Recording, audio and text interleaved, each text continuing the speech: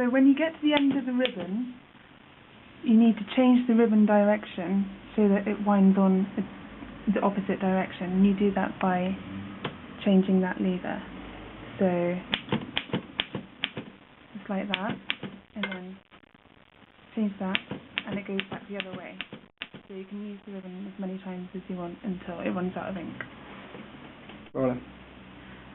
This is just a black ribbon, but if you have a split ribbon, then you can change the colour of the colour it types in by changing this lever. So that would be red, and that would be black.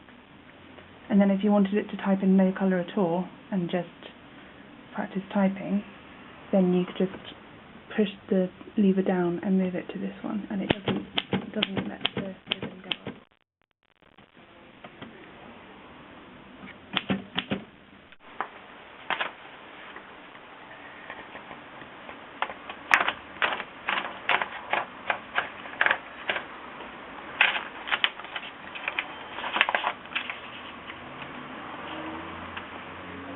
If you put the paper in and you find that it's not quite lined up properly, you can just pull this lever on the right, and then that loosens the paper for you, so you can match it up properly.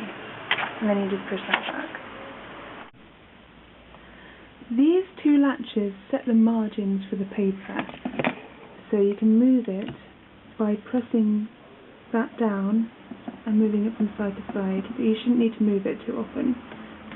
But if you change lines, then when you push this lever to change the line and move it across, it will stop at the margin. But if you want to override that, then you just press the key that says margin release here, and you'll be able to override it, and it'll let you go further. The other one on the other side is rings when you go past it. So it tells you when you're on your last word to start a new line.